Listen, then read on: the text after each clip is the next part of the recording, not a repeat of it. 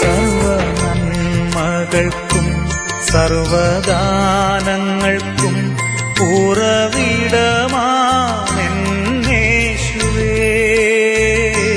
സർവനന്മകൾക്കും സർവദാനങ്ങൾക്കും ഉറവിടമാണെന്നേശുവേ. നിന്നെ ഞാൻ സ്തുതിച്ചിടുന്നു ദിനവും പരനേ നന്ദിയാൽ. നിന്നെ ഞാൻ സ്തുതിച്ചിടുന്നു ദിനവും പരനേ നന്ദിയാൽ. നാം അധിവസിക്കുന്ന സൗത്ത് ഇന്ത്യയുടെ വിവിധ ഭാഗങ്ങളിലുള്ള വിനോദസഞ്ചാര കേന്ദ്രങ്ങൾ വളരെ ഉയർന്ന മലനിരകളുടെ മുകൾ ഭാഗത്താണ്. അങ്ങനെ ഉയർന്ന ഈ മലനിരകളുടെ മുകൾ ഭാഗത്തേക്ക് കയറിപ്പോകുന്ന പാത തന്നെ വാസ്തവത്തിൽ കൗതുകകരമാണ്.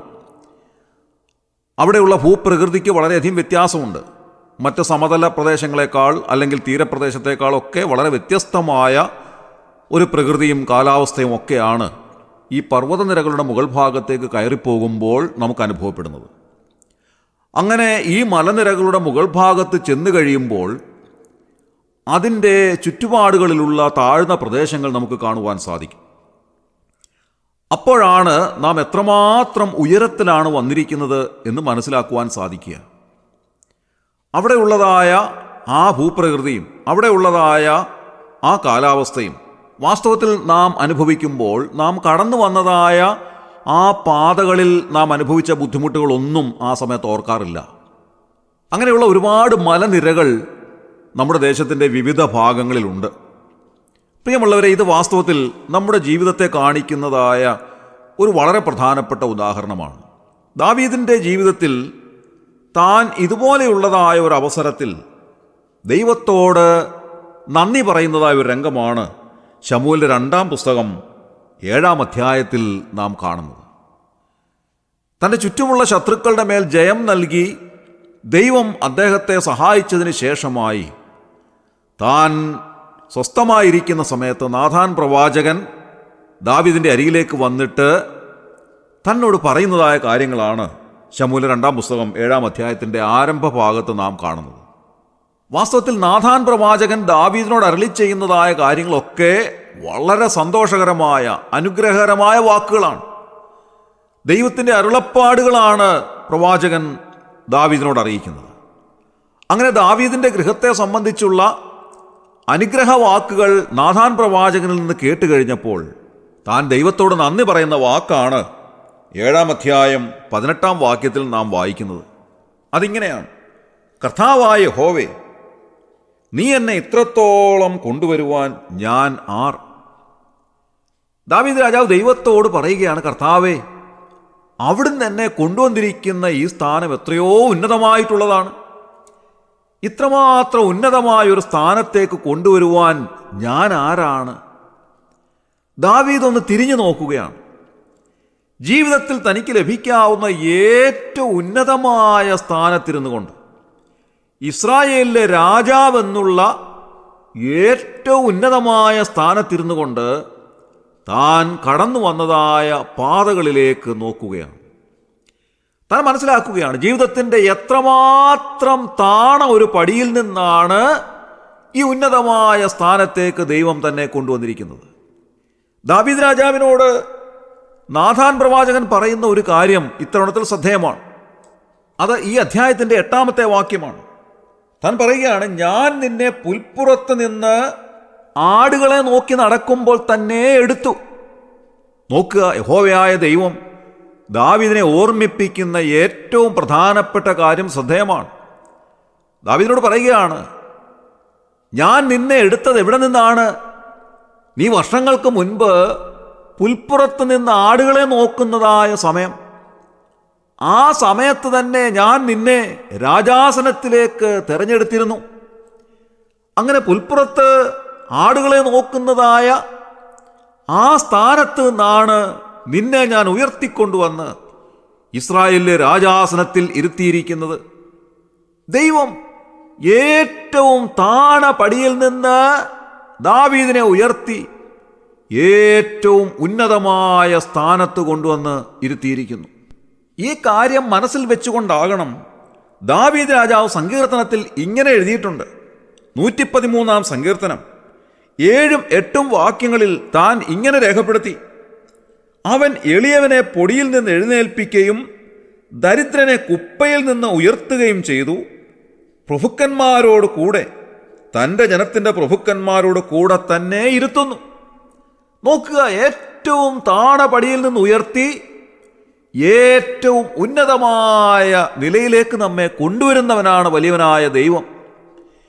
ഏറ്റവും നിരാശയുടെ സ്ഥാനത്ത് നിന്ന് ഏറ്റവും വലിയ സന്തോഷത്തിൻ്റെ സ്ഥാനത്തേക്ക് ദൈവം നമ്മെ ഉയർത്തിക്കൊണ്ടുവരുന്നു.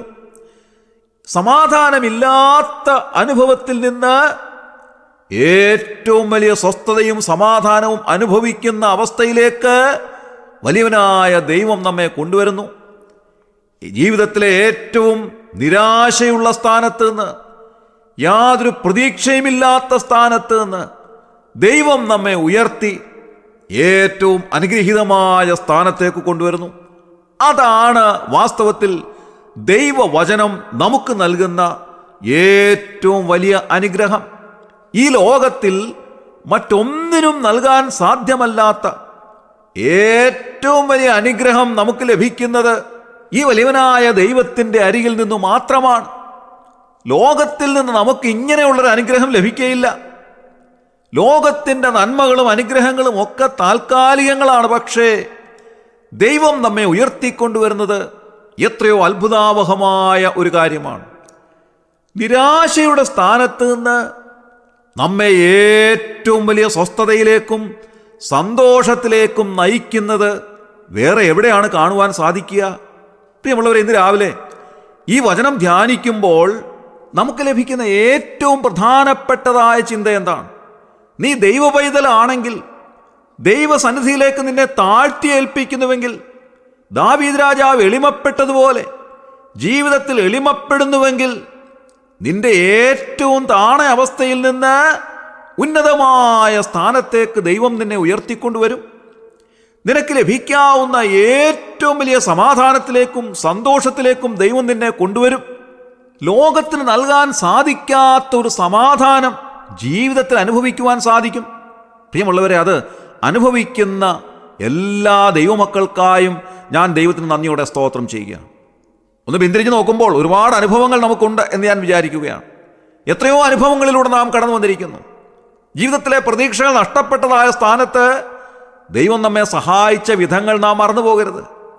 നാം നിരാശ ബാധിച്ചിരുന്നതായ സമയത്ത് ദൈവം നമ്മെ ആശ്വസിപ്പിച്ചതും പ്രത്യാശിക്കുമാറാക്കിയതും നാം മറന്നു പോകരുത്.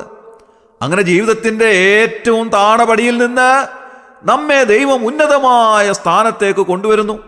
അങ്ങനെ വരുന്നതായ ഒരു വ്യക്തിക്ക് കഷ്ടതയിലും പാടുവാൻ സാധിക്കും, നഷ്ടത്തെ കൊണ്ടാടുവാൻ സാധിക്കും. ജീവിതത്തിൽ കഷ്ടങ്ങൾ വരുമ്പോൾ അതിനെ സഹിക്കുവാനുള്ളതായ ശക്തി ദൈവം നൽകിക്കൊടുക്കും. അങ്ങനെ ദൈവം ഏറ്റവും വലിയ സ്വസ്ഥതയിലേക്ക് നമ്മെ കൊണ്ടുവരുന്നു. എത്രയോ അനുഗ്രഹകരമായ ഒരു കാര്യമാണിത് പ്രിയമുള്ളവരെ. നമ്മുടെ ജീവിതത്തിൻ്റെ ഏറ്റവും അനുഗ്രഹത്തിൻ്റെ സ്ഥാനത്ത് നിന്നുകൊണ്ട് നാം ഒന്ന് പിന്തിരിഞ്ഞ് നോക്കുമ്പോഴാണ് ഈ കഴിഞ്ഞ നാളുകളിൽ ദൈവം നമ്മെ നടത്തിക്കൊണ്ടുവന്ന എല്ലാ വഴികളും കാണുവാൻ നമുക്ക് സാധിക്കുന്നത്. ഇന്ന് രാവിലെ ദൈവമക്കൾക്ക് ദൈവം നൽകുന്ന അനുഗ്രഹങ്ങൾ എത്രയോ വലുതാണ് എന്ന് ചിന്തിക്കുവാൻ ഈ അവസരം ഞാൻ ഉപയോഗിക്കുകയാണ്. അതുകൊണ്ട് ദാവീദ് രാജാവ് എന്താണ് ചെയ്തത്? താൻ അകത്ത് എന്നിട്ട് ദൈവസന്നിധിയിൽ ഇരുന്നിട്ട് പറയുകയാണ്, 7-ാം അധ്യായത്തിൻ്റെ 29-ാം വാക്യത്തിൻ്റെ അവസാന ഭാഗം: നിന്റെ അനുഗ്രഹത്താൽ അടിയന്റെ ഗൃഹം എന്നേക്കും അനുഗ്രഹിക്കപ്പെട്ടിരിക്കും. നോക്കുക, ദാവീദ് ദൈവസന്നിധിയിൽ ഒരു വലിയ പ്രാർത്ഥന നടത്തുകയാണ്. താൻ പറയുകയാണ്, കർത്താവേ, അവിടുത്തെ അനുഗ്രഹമാണ് എൻ്റെ കുടുംബത്തിൻ്റെ അനുഗ്രഹം. എനിക്ക് ആ അനുഗ്രഹം മാത്രം മതി. അവിടുത്തെ കരങ്ങളിൽ നിന്ന് ലഭിക്കുന്നതായ അനുഗ്രഹം മാത്രം മതി എൻ്റെ കുടുംബത്തിന് എന്ന് ദാവീദ് ദൈവസന്നിധിയിൽ പ്രാർത്ഥിക്കുന്നത് കാണുവാൻ സാധിക്കും. ഇന്ന് രാവിലെ നമുക്കും ദൈവസന്നിധിയിലേക്ക് അടുത്തിയെന്ന് പ്രാർത്ഥിക്കാം. കർത്താവേ, അവിടുത്തെ അനുഗ്രഹത്താൽ അടിയൻ്റെ ഗൃഹം എന്നേക്കും അനുഗ്രഹിക്കപ്പെട്ടിരിക്കും. അവിടുത്തെ കരങ്ങളിൽ നിന്നുള്ള അനുഗ്രഹമാണ് ഞങ്ങൾക്ക് ആവശ്യം. അവിടുത്തെ കരങ്ങളിൽ നിന്നുള്ള ആശ്വാസമാണ് ഞങ്ങൾക്ക് ആവശ്യം. അവിടുന്ന് ഞങ്ങളെ സഹായിക്കുന്നതും അവിടുന്ന് ഞങ്ങളുടെ കണ്ണുനീരൊപ്പുന്നതും അവിടുന്ന് ഞങ്ങളെ ഉയർത്തിക്കൊണ്ടുവരുന്നതും കാണുവാൻ ഞങ്ങൾ ആഗ്രഹിക്കുന്നു. അവിടുന്ന് ഞങ്ങളുടെ തലമുറകളെ സഹായിക്കുന്നത് കാണുവാൻ ഞങ്ങൾ ആഗ്രഹിക്കുന്നതും. അവിടുത്തെ അനുഗ്രഹം മാത്രമാണ് ഞങ്ങളുടെ കുടുംബത്തിൻ്റെ അനുഗ്രഹം അത് മാത്രം മതി കർത്താവേ എന്ന് പറയുവാൻ ഇന്ന് രാവിലെ ദൈവം നമ്മെ ഓരോരുത്തരെയും സഹായിക്കട്ടെ. നമ്മുടെ കണ്ണുകളെ അടയ്ക്കാൻ പ്രാർത്ഥിക്കാം. ക്രിസ്തുവേശുവിലൂടെ അതിവാത്സല്യമായി ഞങ്ങളെ സ്നേഹിക്കുന്ന സ്വർഗീയ പിതാവാം നല്ല ദൈവമേ, ഈ പ്രഭാതത്തിനായി ഞങ്ങൾ നന്ദിയോടെ സ്തോത്രം ചെയ്യുന്നു. ദാവീദ് ദൈവസന്നിധിയിൽ പ്രാർത്ഥിച്ചതുപോലെ കർത്താവായ യഹോവേ, എന്നെ ഇത്രത്തോളം കൊണ്ടുവരുവാൻ ഞാൻ ആര് എന്ന് പറയുവാൻ ഞങ്ങളെ സഹായിക്കണമേ. കർത്താവെ, ദാവീദിനെ പുൽപ്പുറത്ത് നിന്ന് ആടുകളെ നോക്കുന്നതായ സ്ഥാനത്ത് നിന്ന് ഉയർത്തിക്കൊണ്ടുവന്ന് ഇസ്രായേലിൻ്റെ രാജാസനത്തിൽ ഇരുത്തിയതുപോലെ കർത്താവെ, ഞങ്ങളെ അവിടുന്ന് കൊണ്ട് നിർത്തിയിരിക്കുന്നതായ സ്ഥാനം എത്രയോ ഉന്നതമായിട്ടുള്ളതാണ്. പിശാചിൻ്റെ മക്കളെന്നുള്ളതായ സ്ഥാനത്ത് നിന്ന് കർത്താവായ യേശുക്രിസ്തുവിലൂടെ ഞങ്ങൾക്ക് നൽകിയ വിലയേറിയ രക്ഷ നിമിത്തം ദൈവമക്കൾ എന്നുള്ളതായ ഉന്നതമായ പടിയിലേക്ക് ഞങ്ങളെ കൊണ്ടുവന്നിരുത്തിയിരിക്കുന്ന അവിടുത്തെ മഹാദയ ഇത്തരണത്തിൽ ഞങ്ങൾ ഓർക്കുകയും ഞങ്ങൾ അവിടുത്തേക്ക് നന്ദി പറയുകയും ചെയ്യുന്നു. കുപ്പയിൽ നിന്ന് ഞങ്ങളെ ഉയർത്തി പ്രഭുക്കന്മാരോട് കൂടെ, അവിടുത്തെ ജനത്തിൻ്റെ പ്രഭുക്കന്മാരോട് കൂടെ ഇരുത്തിയിരിക്കുന്ന അനുഗ്രഹകരമായ സ്ഥിതിക്കായി ഞങ്ങൾ നന്ദിയോടെ സ്തോത്രം ചെയ്യും. ഇന്ന് രാവിലെ കർത്താവെ, ഈ വചനം ശ്രവിക്കുന്ന ആരെങ്കിലും ഈ കൃപയിലേക്ക് വരാത്തവരായിട്ടുണ്ടെങ്കിൽ അവരുടെ ഹൃദയത്തിൽ അവിടുത്തെ ആത്മാവ് നൽകുന്ന അനുഗ്രഹകരമായ ചിന്തകൾ അനുസരിച്ച് ദൈവസന്നിധിയിലേക്ക് അടുത്തു വരുവാൻ അവരെ സഹായിക്കണമെന്ന് പ്രാർത്ഥിക്കുന്നു. കർത്താവ്, ജീവിതത്തിൻ്റെ നിരാശയുടെ സ്ഥാനത്ത് നിന്ന് ഏറ്റവും ഉന്നതമായ അനുഗ്രഹത്തിൻ്റെ സ്ഥാനത്തേക്ക് വരുവാൻ കർത്താവായ യേശുക്രിസ്തുവിലൂടെ അവരെ സഹായിക്കണമേ എന്ന് ഞങ്ങൾ അപേക്ഷിക്കുന്നു. ഈ ശുശ്രൂഷയെ സംബന്ധിച്ച് എല്ലാവരെയും അവിടുന്ന് അനുഗ്രഹിച്ചാട്ടെ, അവിടുന്ന് സഹായിച്ചാട്ടെ. അവിടുന്ന് അങ്ങനെ ചെയ്തതിനായി ഞങ്ങൾ നന്ദി പറയുന്നു. ഞങ്ങളുടെ പ്രാർത്ഥന കേട്ടതിനായ സ്തോത്രം. ഞങ്ങളുടെ കർത്താവിൻ്റെ രക്ഷിതാവുമായ യേശുക്രിസ്തുവിൻ്റെ ധന്യമായ നാമത്തിൽ തന്നെ ആമേൻ. ആഴിയാഴത്തിൽ ഞാൻ കിടന്നു, കൂരിരുൾ എന്നെ മറപിടിച്ചു. ആഴിയാഴത്തിൽ ഞാൻ കിടന്നു, കൂരിരുൾ എന്നെ മറപിടിച്ചു. നാഥൻ തിരുക്കരം തേടിയെത്തി, എന്നെ മാറോടു ചേർത്തണച്ചു. നാഥൻ തിരുക്കരം തേടിയെത്തി, എന്നെ മാറോടു ചേർത്തണച്ചു. സർവ നന്മകൾക്കും സർവദാനങ്ങൾക്കും ഉറവിടമാ